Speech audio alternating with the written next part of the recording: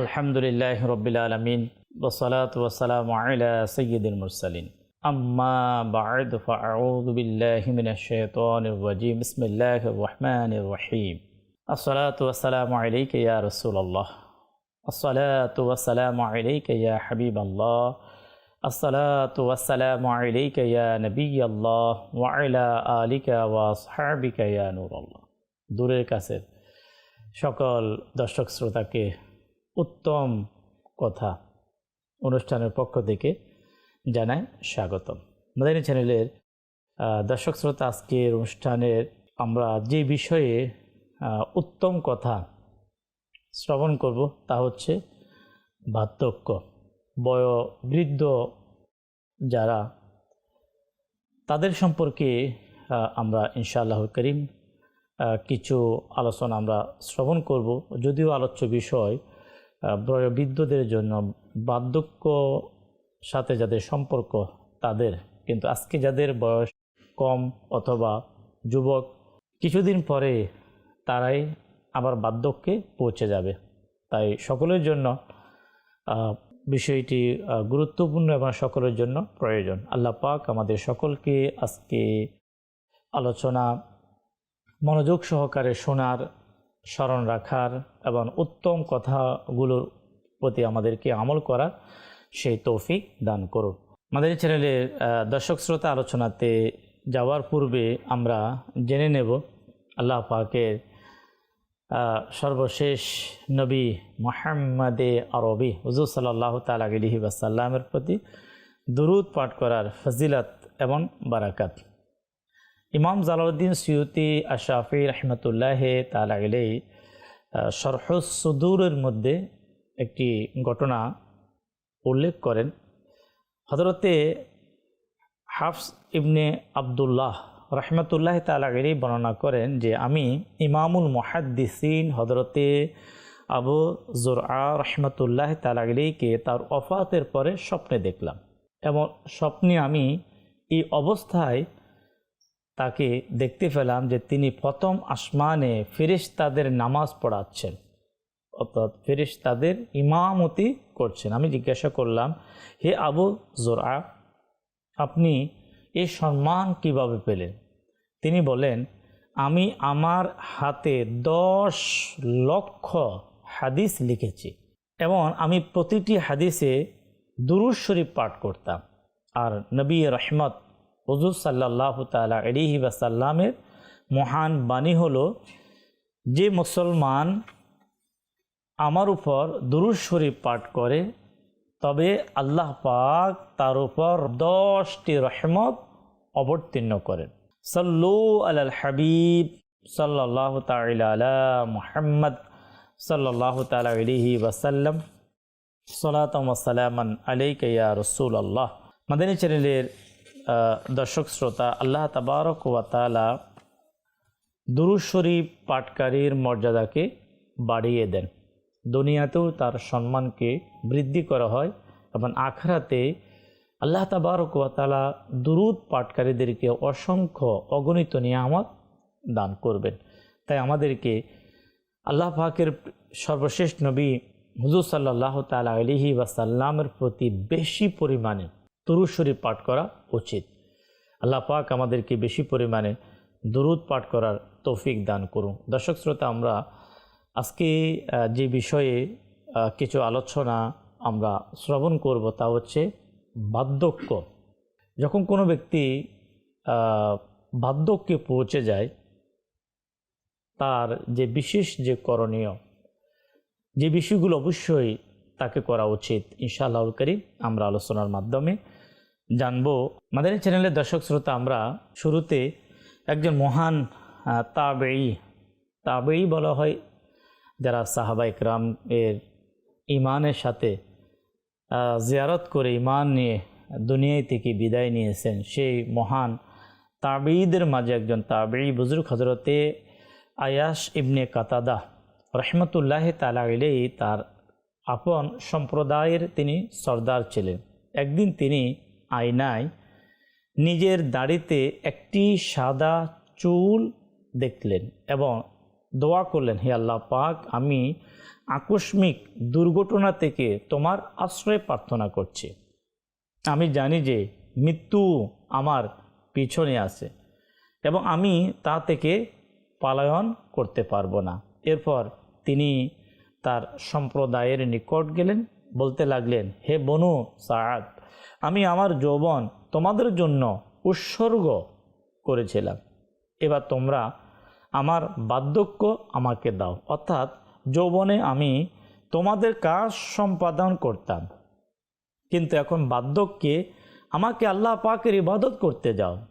আমি আমার যৌবনকে তোমাদের কাজে আমি ব্যয় করেছি, আর আমি এখন এটাই চাচ্ছি আমার বার্ধক্য আমি আমার রব আল্লাহ তাবারক ওয়া তাআলার ইবাদতে অতিবাহিত করব। অতঃপর তিনি রহমতুল্লাহ তাআলা আলাইহি তার বাড়িতে চলে এলেন এবং ইবাদতে তিনি লিপ্ত হয়ে গেলেন। এক পর্যায়ে তার ওফাত হয়ে গেল।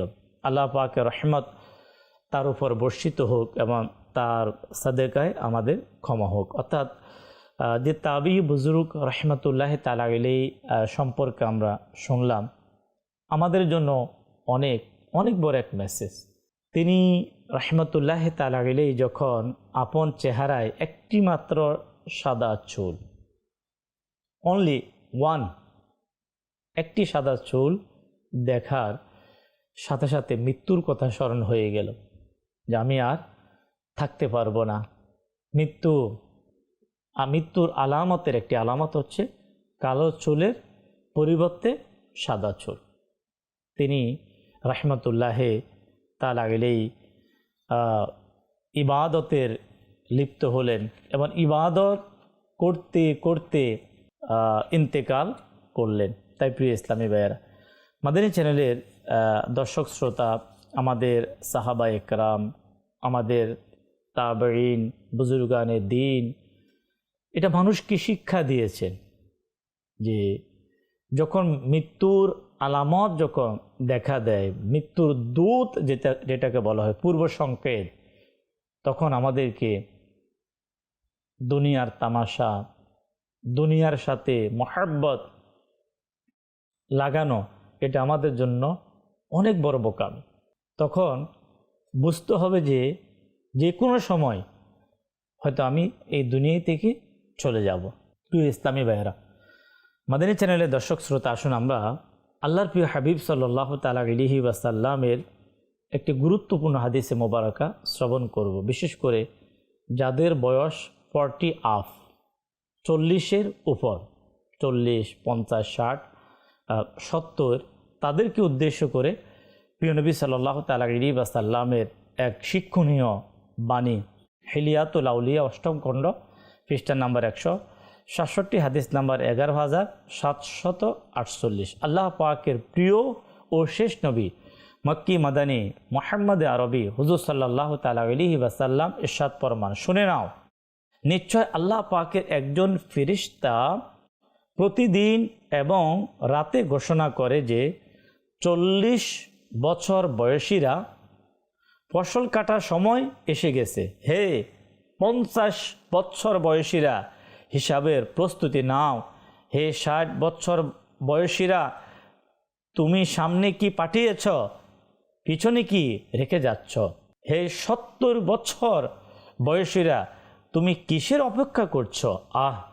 যদি সৃষ্টিকে সৃষ্টি করা না হতো, আর যদি সৃষ্টি করা হয়ে থাকে, তবে নিজের জীবনের উদ্দেশ্য জেনে নিত, অতঃপর সে অনুযায়ী আমল করত। সাবধান, কিয়ামত তোমাদের নিকটে এসে গেছে, সতর্ক হয়ে যাও। প্রিয় ইসলামী ভাইয়েরা, মাদানী চ্যানেলের দর্শক শ্রোতা, এই যে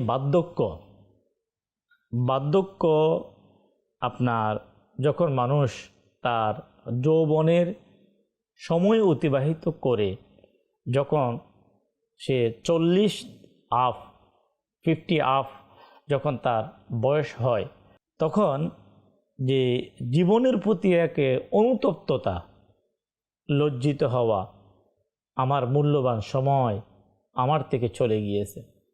প্রিয় ইসলামী ভাইয়েরা, বাস্তব যেই সময় যে যখন 20 বছর, 25 বছর, 30 বছর, 35 বছরের যে সময়, এই সময়টি এক মহা মূল্যবান সময়, যে সময় একজন মুসলমানের জন্য ইবাদত করা, আল্লাহ তাবারক ওয়া তাআলাকে রাজি করা, পরিশ্রমের মাধ্যমে ইবাদত করা খুবই সহজ। কিন্তু মানুষ যখন বার্ধক্যে পৌঁছে যায়, তখন সেই বলতে পারবে যে ইবাদত করা কত কঠিন, ইবাদতের জন্য প্রস্তুতি নেওয়া কত বড় কঠিন। তাই নবী করিম রউফুর রহিম সাল্লাল্লাহু তাআলা আলাইহি ওয়াসাল্লাম এর যে হাদিসে মোবারকা আমরা শ্রবণ করলাম, যে হাদিসে পাকে আল্লাহ পাকের ফেরেশতা 40 বছর, 50 বছর, 60 বছর এবং 70 বছরের ব্যক্তিদেরকে উদ্দেশ্য করে যে ইরশাদ করলেন, এই ইরশাদগুলো যাতে আমরা স্মরণ রেখে আমরা আমাদেরকে তৈরি করতে পারি। বড় আফসোস, এই বয়সে উপনীত হওয়ার পরও কিন্তু অনেকের অনেক অজুহাত, অনেক আশা, অনেক আকাঙ্ক্ষা তা থেকে যায়। কিন্তু প্রিয় ইসলামী ভাইয়েরা, মাদানী চ্যানেলের দর্শক শ্রোতা, আল্লাহ পাকের প্রিয় হাবিব সাল্লাল্লাহু তাআলা আলাইহি ওয়াসাল্লাম ওই সকল ব্যক্তি যাদের বয়স হওয়ার পরও যারা ইবাদত থেকে বিমুখ থাকে, অজুহাত তালাশ করে, তাদের ব্যাপারে নবী করিম সাল্লাল্লাহু তাআলা আলাইহি ওয়াসাল্লামের একটি ফরমান বুখারী শরীফের ৪র্থ খণ্ড পৃষ্ঠা নাম্বার 224, হাদিস নাম্বার 6419, সাহাবী রসুল হযরতে আবু হুরায়রা রাদিয়াল্লাহু তাআলা আনহু থেকে বর্ণিত, রসুল করিম সাল্লাল্লাহু তাআলা আলাইহি ওয়াসাল্লাম ইরশাদ করেন, আল্লাহ পাক সেই ব্যক্তির জন্য কোনো অজুহাত রাখেন না যার বয়স শেষ হয়েছে, এমনকি সে 60 বছরে পৌঁছে যায়। প্রিয় ইসলামী ভাইয়েরা, মাদানী চ্যানেলের দর্শক শ্রোতা, আমরা যারা মাদানী চ্যানেল এর সাথে অথবা এই মুহূর্তে প্রোগ্রাম দেখার, শোনার আমাদের সৌভাগ্য হচ্ছে, আমাদের অনেকের বয়স 60+, অথবা আমাদের ঘরের বাসিন্দাদের অনেকেরই 60+, অনেকেরই বয়স।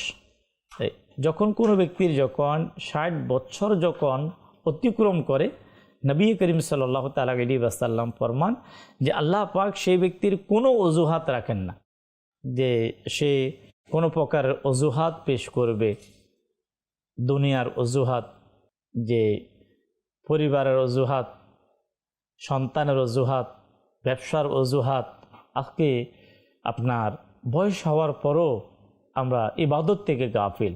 এখন ইবাদত থেকে যখন কোনো ব্যক্তি 60 বছর অতিবাহিত হয়, তো সে যাতে করে তার ইবাদত করার ক্ষেত্রে কোনো অজুহাত যাতে করে সে পেশ না করে, এবং এটা আল্লাহ তাবারক ওয়া তাআলা পছন্দ করেন না, প্রিয় নবী রাসূল করিম সাল্লাল্লাহু তাআলা আলাইহি ওয়াসাল্লাম পছন্দ করেন না। তো এই হাদিসে পাকের ব্যাখ্যায় ফাতহুল বারীতে এভাবে বর্ণনা করা হয়, এখন সে এই অজুহাত করতে পারবে না, যদি আমি সময় পেতাম তবে আমি আল্লাহর হুকুম পালন করতাম।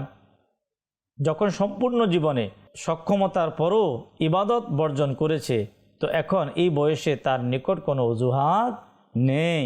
এখন তার উচিত যে সে বেশি পরিমাণে ইস্তেগফার করে, আল্লাহ তাবারক ওয়া তাআলার কাছে ক্ষমা প্রার্থনা করবে, নিজের বিগত যে সময়গুলো আল্লাহ পাকের নাফরমানিতে অতিবাহিত হয়েছে, ইবাদত থেকে গাফিল অবস্থায় অতিবাহিত হয়েছে, এই জন্য সে আল্লাহ তাবারক ওয়া তাআলার কাছে ইস্তেগফার করবে, আল্লাহ পাকের কাছে ক্ষমা চাইবে। কারণ যে কোনো মুহূর্তে আপনার আল্লাহ তাবারক ওয়া তাআলা যে বয়স দিয়েছে, যার 50-60+ যে বয়স, আল্লাহ তাআলা কত সুযোগ তাকে দিয়েছেন।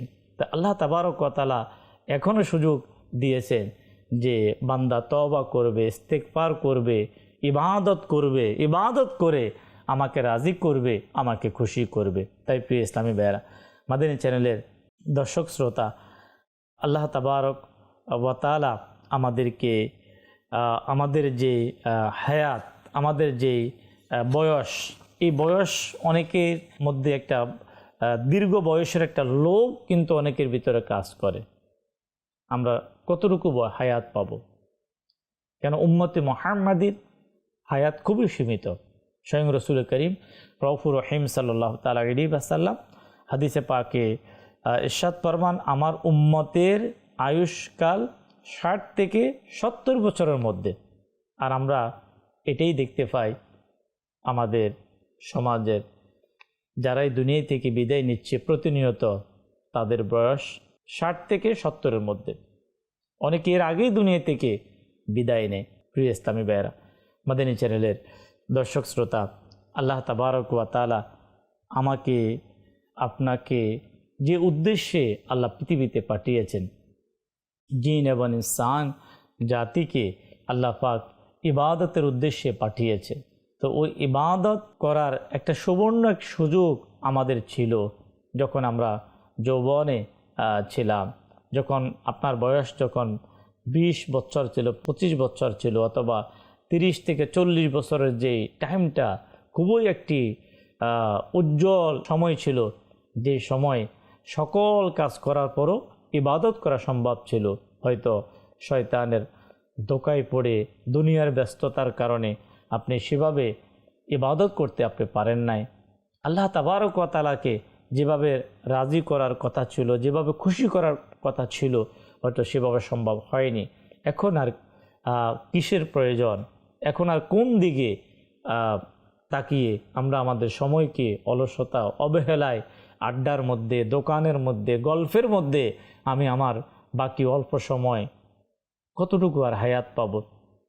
বাকি যে সময়টুকু, কমপক্ষে ওই সময়টুকু আমরা গুনাহ থেকে বিরত থেকে সময়কে নষ্ট না করে আসুন না আমরা আল্লাহ পাকের ইবাদত করি, আল্লাহ তাবারক ওয়া তাআলাকে আমরা রাজি এবং খুশি করার চেষ্টা করি। আমাদের বুজুর্গানে দিন, আউলিয়ে কামিলিন সব সময় ইবাদত করতেন, নেক আমল করতেন, কিন্তু যখন তাদের বয়স হয়ে যখন বার্ধক্যে পৌঁছে যেতেন, তখন তারা ইবাদতের মাত্রাকে আরও বাড়িয়ে দিতেন। হ্যাঁ, শুনুন প্রিয় ইসলামী ভাইয়েরা, মহান তাবি বুজুর্গ হজরতে মাশরুক রহমতুল্লাহ তাআলা আলাইহি এত দীর্ঘ সময় তিনি নামাজ পড়তেন, তিনার নামাজের কারণে পা ফুলে যেত। তার পরিবারের লোকেরা তাকে দেখে দুঃখ পেতেন, কষ্ট পেতেন, তারা কাঁদতেন। একদিন তার মা তাকে বললেন, হে আমার বৎস, তুমি তোমার দুর্বল শরীরের প্রতি কেন খেয়াল রাখো না? তোমার শরীর এতই দুর্বল, তুমি এর প্রতি কেন খেয়াল রাখো না? কেন একে এত কষ্ট দাও? তোমার কি এর প্রতি একটু দয়া হয় না? কিছুক্ষণের জন্য তুমি একটু বিশ্রাম করে নাও। আল্লাহ পাক কি জাহান্নামের আগুন শুধু তোমার জন্য সৃষ্টি করেছে? তোমাকে ছাড়া আর কাউকে এতে নিক্ষেপ করা হবে না? তিনি উত্তর দিলেন। কি উত্তর দিলেন প্রিয় ইসলামী ভাইয়েরা, মাদানী চ্যানেলের দর্শক শ্রোতা শুনুন। বললেন, আম্মা জান, মানুষের সর্ব অবস্থায় চেষ্টা অব্যাহত রাখা উচিত। প্রিয় আম্মা জান, আমার ব্যাপারে কিয়ামতের দিনে দুটি বিষয় হবে, হয়তো আমাকে ক্ষমা করা হবে অথবা আমাকে গ্রেফতার করা হবে। যদি আমাকে ক্ষমা করা হয় তবে তো শুধুমাত্র আল্লাহ পাকের দয়া ও অনুগ্রহই হবে, আর যদি আমাকে গ্রেফতার করে নেওয়া হয় তবে নিশ্চয় আমার প্রতিপালকের ন্যায় বিচার হবে। সুতরাং আমি কিভাবে বিশ্রাম করব? হে মা, আমি কিভাবে বিশ্রাম করব? আমি আমার নফসকে দমন করার পূর্ণ চেষ্টা চালিয়ে যাব ইনশাআল্লাহ। যখন তার ওফাতের সময় গনিয়ে এলো, তখন তিনি কাঁদতে শুরু করলেন। লোকেরা জিজ্ঞাসা করলো, আপনি তো সারা জীবন ইবাদত এবং রিয়াজতে আপনি কাটিয়েছেন, এখন কেন কাঁদছেন? তিনি রাহমাতুল্লাহ তাআলা আলাইহি বললেন, আমার থেকে বেশি কার কাঁদা উচিত?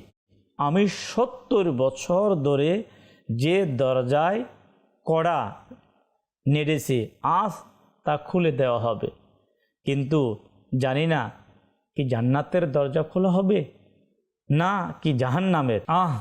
আমার মা যদি আমাকে জন্মই না দিতেন এবং আমাকে এই কষ্ট দেখতে হতো না। প্রিয় ইসলামী ভাইয়েরা, মাদানী চ্যানেলের দর্শক শ্রোতা, আল্লাহ পাকের রহমত তার উপর বর্ষিত হোক, তার সাদেকায় আমাদের ক্ষমা হোক।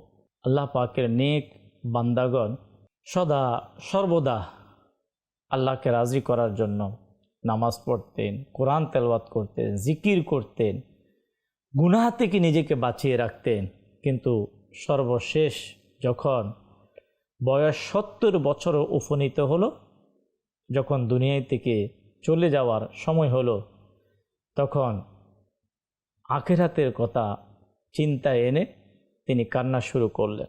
যে কেননা মানুষ যখন কবরে যাবে, কিছু মানুষের কবর হবে জান্নাতের বাগান, আর কিছু মানুষের কবর হবে জাহান্নামের গর্ত। ওই বুজুর্গ রহমাতুল্লাহ তাআলা আলাইহি এত ইবাদত করার পরও 70 বছরে উপনীত হয়ে তখনই তিনি আখিরাতের ভয়ে তিনি কান্না করে যাচ্ছে। তাই প্রিয় ইসলামী ভাইয়েরা, মাদানী চ্যানেলের দর্শক শ্রোতা, আল্লাহ ওয়ালাদের শিক্ষা আমাদেরকে বাস্তবায়ন করা উচিত। আর নয় অলসতা, আর নয় অবহেলা। আসুন না আমরা আমাদের অলসতা অবহেলাকে আমরা দূর করি। আমাদের মূল্যবান হায়াত শেষ, আমাদের মূল্যবান সময় তাও শেষ। এখন আমাদের হিসাব নিকাশ খুবই নিকটে। আমরা আমাদের সময়কে নষ্ট না করে আমাদের বাকি যে হায়াত, বাকি যে সময়, এই সময়কে আমরা যতটুকু সম্ভব ইস্তেগফারের মাধ্যমে, ইবাদতের মাধ্যমে, নেক আমলের মাধ্যমে, দুরুদের মাধ্যমে, নেকি দাওয়াতের মাধ্যমে, দাওয়াত ইসলামী কাফেলার সাথে সম্পৃক্ত হওয়ার মাধ্যমে, সাপ্তাহিক সুন্নত পড়া ইজতেমায় অংশগ্রহণ করার মাধ্যমে আমি আমার সময়কে আমি অতিবাহিত করার চেষ্টা করি। আল্লাহ তাবারক ওয়া তাআলা আমাদের যে শেষের যে সময়, এই সময়টুকু আল্লাহ আমাদেরকে সঠিকভাবে ব্যয় করার, সঠিকভাবে ইবাদত করার আল্লাহ আমাদেরকে তৌফিক দিক। যখন কোনো ব্যক্তি বয়োবৃদ্ধ হয়ে যায়, তার চুল দাড়ি সাদা হয়ে যায়, তো ওই সময়টা একদিক থেকে খুব বরকতময় সময়, এবং আল্লাহ তাবারক ওয়া তাআলা ওই সময়ের ইবাদতকেও আল্লাহ তাবারক ওয়া তাআলা পছন্দ করেন। এই সম্পর্কে প্রিয় ইসলামী ভাইয়েরা, মাদানী চ্যানেলের দর্শক শ্রোতা, বিশেষ করে ওই সকল ইসলামী ভাই এবং ইসলামী বোন যাদের বয়স হয়েছে, যাদের চুল সাদা হয়েছে, তাদের জন্য ইনশাআল্লাহুল করিম খুবই শিক্ষণীয় এবং তাদের জন্য তাদের ইবাদতের ক্ষেত্রে খুবই সহনীয় আলোচনা। আল্লাহ পাক আমাদেরকে মনোযোগ সহকারে শোনার, আমল করার তৌফিক দান করুন। হযরতে আবু জুহাইফা রাদিয়াল্লাহু তাআলা আনহু বলেন, আমি রাসূল করিম সাল্লাল্লাহু তাআলা আলাইহি ওয়াসাল্লাম এর এই জায়গায় সাদা চুল দেখেছি।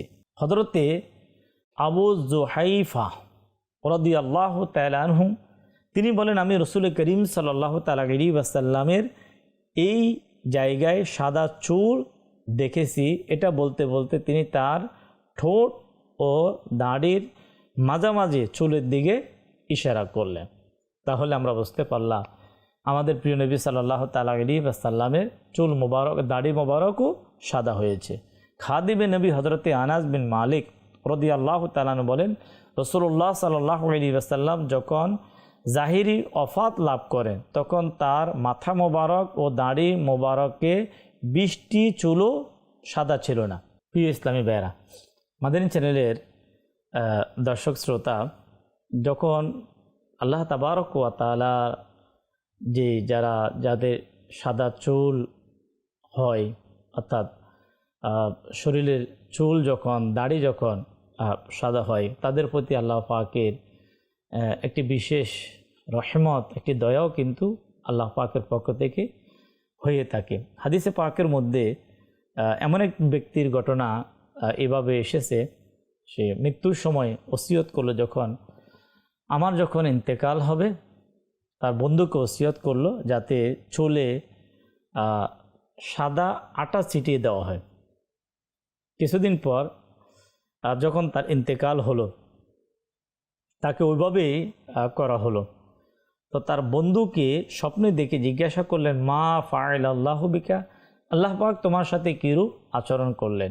তো মরহুম বন্ধু উত্তর দিলেন, আমাকে জিজ্ঞাসা করা হলো, তুমি আটা চেটানোর জন্য কেন ওসিয়ত করেছিলে?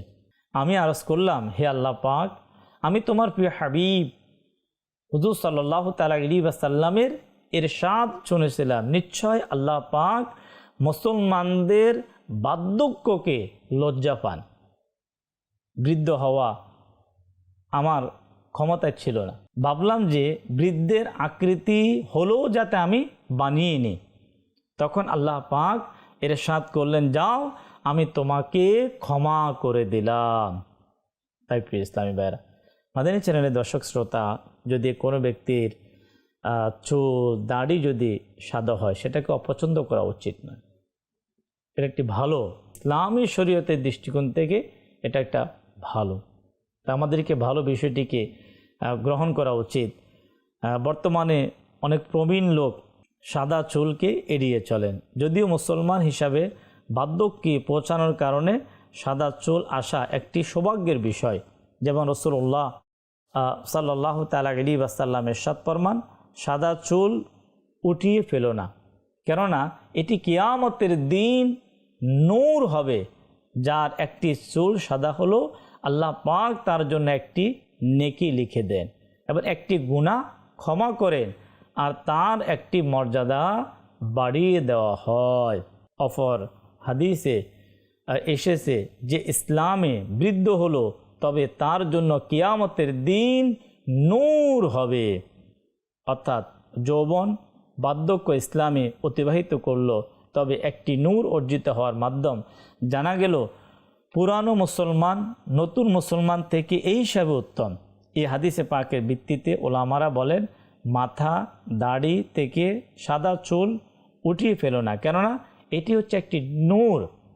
ইসলামী ভাইরা, তাই আমাদেরকে হাদিসে পাকের উপর আমল করে আমাদের কি এই বিষয়টাকে পছন্দ করা উচিত, আমল করা উচিত।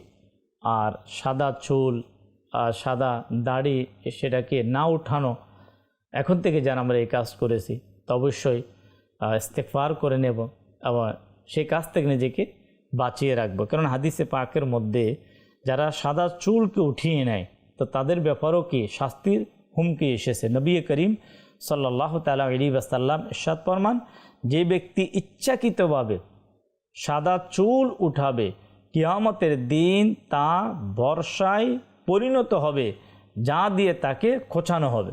তাই প্রিয় ইসলামী ভাইরা, মাদানী চ্যানেলের দর্শক শ্রোতা, আজকে উত্তম কথা এই অনুষ্ঠানে আমরা বার্ধক্য কীভাবে অতিবাহিত করব, বার্ধক্য অবস্থায় আমাদের যে বিষয়গুলো করণীয়, সেই বিষয়গুলো সম্পর্কে আমরা শ্রবণ করলাম।